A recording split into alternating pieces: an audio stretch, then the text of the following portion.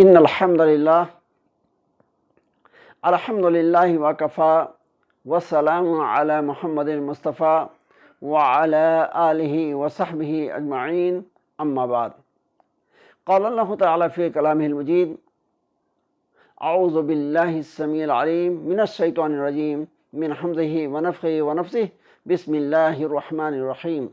یا ایہا الرسول بلغ ما انزل الیک من ربک وَإِن لَّمْ تَفْعَلْ فَمَا بَلَّغْتَ رِسَالَتَهُ وَاللَّهُ يَعْصِمُكَ مِنَ النَّاسِ۔ معزز حضرات، اللہ تبارک و تعالیٰ نے جس دین اسلام کو ہمیں نصیب فرمایا ہے، اس دین کی دعوت کے لیے اللہ نے اپنے برگزیدہ بندوں جنہیں ہم نبی اور رسول کہتے ہیں انہیں مبعوث فرمایا، اور سارے پیغمبروں سارے رسولوں نے آ کر کے اس دین اسلام کی دعوت اللہ کے بندوں اور بندیوں کو پہنچائی۔ سب سے آخر میں ہمارے اور آپ کے نبی جناب محمد رسول اللہ صلی اللہ علیہ وسلم تشریف لائے اور آپ کو اللہ تبارک و تعالیٰ نے نہایت تاکیدی حکم دیتے ہوئے ارشاد فرمایا، یا ایھا الرسول بلغ ما انزل الیک من ربک، کہ اے رسول صلی اللہ علیہ وسلم، آپ کے رب کی جانب سے آپ پر جو کچھ نازل کیا جا چکا ہے آپ اس کو اللہ کے بندوں اور بندیوں تک پہنچا دیں۔ وَإِن لَّمْ تَفْعَلْ فَمَا بَلَّغْتَ رِسَالَتَهُ، اور اگر آپ نے یہ تبلیغ کا فریضہ انجام نہ دیا تو آپ نے حق رسالت کو ادا نہ کیا۔ آپ غور فرما سکتے ہیں کہ اس حکم کے اندر اللہ تبارک و تعالیٰ نے یہ جو اللہ کے نبی صلی اللہ علیہ وسلم کو حکم دیا تبلیغ دین کا، دعویٰ کا، اس کے اندر کس قدر تاکید۔ اللہ کے نبی جناب محمد رسول اللہ صلی اللہ علیہ وسلم نے اللہ کے اس دین کو اللہ کے بندوں اور بندیوں تک پہنچایا، اور حجۃ الوداع کے موقع پر اس دین کے تکمیل کا اعلان ہوا۔ اس موقع پر اللہ کے نبی صلی اللہ علیہ وسلم نے موجود سارے صحابہ اور صحابیات سبھی کو مخاطب کر کے ارشاد فرمایا، لعلی لا القاکم بعد عامی ھذا، کہ اے لوگو سنو، شاید کہ اس سال کے بعد میں تم سے ملاقات نہ کر سکوں۔ یعنی آپ نے اپنی وفات کی طرف اشارہ فرمایا۔ پھر آپ نے لوگوں سے پوچھا، الا هل بلغت، کہ اے لوگوں یہ بتاؤ کہ اللہ تبارک و تعالیٰ نے جو دین اسلام ہمیں دے کر کے تمہارے درمیان بھیجا تھا میں نے اس کو تم تک پہنچا دیا؟ سارے صحابہ نے بیک زبان کہا، ایک زبان ہو کر کہا کہ اللہ کے رسول صلی اللہ علیہ وسلم آپ نے وہ دین ہم تک پہنچا دیا۔ نبی کریم صلی اللہ علیہ وسلم نے پھر اس بات کو ان کے سامنے پیش کیا کہ اے لوگو، انتم تسألون عنی یوم القیامہ فما انتم قائلون، کہ اے لوگو قیامت کے دن تم سے میرے متعلق، میری اس تبلیغ دین کے تعلق سے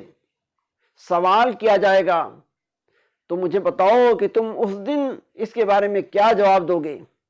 اللہ کو اس سلسلے میں کیا جواب دو گے؟ صحابہ نے کہا، نشہد انک بلغت وادیت ونصحت، کہ اللہ کے رسول صلی اللہ علیہ وسلم، ہم اللہ تبارک و تعالیٰ سے عرض کریں گے، ہم اللہ کے سامنے یہ گواہی دیں گے کہ آپ نے دین کی تبلیغ کما حق و فرما دی۔ تبلیغ دین کا جو فریضہ تھا، اس کا جو تقاضا تھا، وہ آپ نے پورے طور پر ادا کر دیا، اور اللہ کے بندوں اور بندیوں کے ساتھ خیر خواہی کا جو تقاضا تھا وہ آپ نے پورا فرما دیا اور ان کے ساتھ خیر خواہی فرمائی۔ جب اللہ کے بندوں اور بندیوں نے اللہ کے نبی صلی اللہ علیہ وسلم کو یہ جواب دیا تو پیارے نبی جناب محمد رسول اللہ صلی اللہ علیہ وسلم نے اپنی انگشت شہادت آسمان کی طرف اٹھائی اور اللہ تبارک و تعالیٰ سے عرض کیا اللہم اشہد اللہم اشہد اللہم اشہد کہ اے اللہ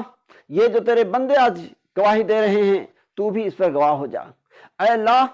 تو اس پر گواہ ہو جا کہ یہ تیرے بندے کہہ رہے ہیں کہ میں نے تیرا دین بلا کسی کمی بیشی کے تیرے بندوں بندیوں تو پہنچا دیا، اے اللہ تو اس پر گواہ رہا۔ حضرات گرامی، اتنی بات ہو جانے کے بعد اللہ کے نبی صلی اللہ علیہ وسلم پھر اس مجمع اور مجمع کے اندر موجود سارے لوگوں سے مخاطب ہو کر فرماتے ہیں کہ الا فلیبلغ الشاہد الغائب، کہ اے موجود لوگوں غور سے سن لو کہ اب جو بات جس دین اسلام کو میں نے تم تک پہنچایا ہے، تم میں جو لوگ یہاں پر موجود ہیں اب ان کو چاہیے کہ ان لوگوں تک پہنچا دیں جو یہاں پر موجود نہیں۔ حضرات گرامی، صحیح بخاری کے اندر حضرت عبداللہ بن عباس رضی اللہ تعالیٰ عنہ کا یہ قول نقل کیا گیا ہے کہ عبداللہ بن عباس رضی اللہ تعالیٰ عنہ نے اللہ کے نبی صلی اللہ علیہ وسلم کے اس جملے، اس فقرے، اس سینٹنس کی طرف اشارہ کرتے ہوئے ارشاد فرمایا کہ والذی نفسی بیدہ انہا لوصیتہ الی امتی، کہ قسم ہے اس ذات پاک کی جس کے قبضے قدرت میں میری جان ہے۔ اللہ کے نبی صلی اللہ علیہ وسلم کا یہ فرمان کہ اے موجود لوگوں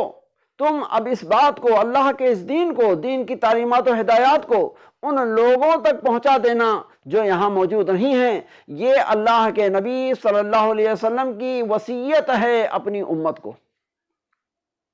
حضرات، ہم سب سمجھ سکتے ہیں کہ یہ دین کی دعوت، دین کی تبلیغ یہ کتنی اہم چیز ہے کہ ایک طرف اللہ اور اللہ کے نبی صلی اللہ علیہ وسلم کا حکم ہے، دوسری طرف پیارے نبی صلی اللہ علیہ وسلم کی وصیت مبارکہ ہے۔ لہذا ہم میں سے ہر شخص کو اس پر اپنی اپنی قابلیت، صلاحیت، پہنچ کے مطابق اس فریضے اور اس دینی کام کو انجام دینے کی کوشش کرنی چاہیے۔ کبھی کبھی شیطان اس کام کے کرنے والوں جو دعات ہیں، مبلغین ہیں، خادمان دین ہیں، ان کے دلوں میں شیطان کبھی وسوسہ ڈالتا ہے، ان کی ہمت پست کرنے کی کوشش کرتا ہے، انہیں میدان عمل سے دور کرنے کی کوشش کرتا ہے۔ وہ اس طریقے سے کہ کچھ لوگ ایسے ہوتے ہیں کہ اگر اس تبلیغ دین کے تعلق سے ان کی واہ واہ نہ ہو، ان کو مبارکبادی نہ ملے، ان کی حوصلہ افزائی نہ ہو، ان کی تعریف و توصیف نہ ہو تو وہ ہمت چھوڑنے لگتے ہیں، وہ کمزور پڑنے لگتے ہیں اور کام کو تسلسل کے ساتھ انجام دینے کے بجائے وہ اس سے دور ہٹ جاتے ہیں، نعوذ باللہ۔ ہمیں اس موقع پر شیخ صالح فوزان الفوزان کی ایک کتاب جس کا نام ہے اعانۃ المستفیدین، اس کے اندر انہوں نے لکھا ہے کہ اگر کوئی شخص اس بنا پر دینی کام کو چھوڑ دیتا ہے، دعوت و تبلیغ کے کام سے ہٹ جاتا ہے کہ لوگ اس کی تعریف نہیں کرتے ہیں، لوگ اس کی واہ واہ نہیں کرتے ہیں، فَهَذَا دَلِيلٌ عَلَىٰ أَنَّهُ لَا يَدْعُو إِلَى اللَّهِ بَلْ يَدْعُو إِلَىٰ نَفْسِهِ، کہ یہ شخص دین کی دعوت دینے والا نہیں ہے، اللہ کے لیے دعویٰ کا کام نہیں کرتا ہے، بلکہ یہ اپنے نفس کے لیے دعویٰ کا کام کر رہا تھا۔ تو حضرات، ہمارے اور آپ کے اخلاص، خلوص اللہیت، سنسیریٹی کا یہ تقاضا ہے کہ اس کام کو تن من دھن کے ساتھ کریں اور تسلسل کے ساتھ کنٹینیوس لگاتار اس کام میں لگے رہیں۔ کوئی ہماری تعریف کرے یا تنقید کرے، ہمیں اس پر توجہ نہیں دینا ہے، کیونکہ یہ کام ہمیں رب کی رضا کے لیے کرنا ہے، اللہ کی خوشی کے لیے کرنا ہے۔ تو اللہ تبارک و تعالیٰ سے ہم دعا کرتے ہیں کہ اللہ تبارک و تعالیٰ کہنے والے کو بھی، سننے والوں کو بھی، ساری کی ساری امت مسلمہ کو دین کی جو دعوت و تبلیغ کا فریضہ ہے اس کو احساس کرنے اور شرعی تقاضے کے مطابق اس کو انجام دینے کی توفیق عطا فرمائے۔ ہماری اور آپ کی ہر دینی قد و کاوش، جد و جہد کو شرف قبولیت عطا فرمائے اور ہمیں دنیا کے اندر بھی سرخرو رکھے، آخرت کے اندر بھی کامیاب اور کامران ٹھہرائے، آمین۔ اقول قولی ھذا استغفر اللہ لی ولکم ولسائر المسلمین فاستغفروہ من کل ذنب انہ هو الغفور الرحیم وآخر دعوانا الحمد للہ رب العالمین والسلام علیکم ورحمۃ اللہ وبرکاتہ۔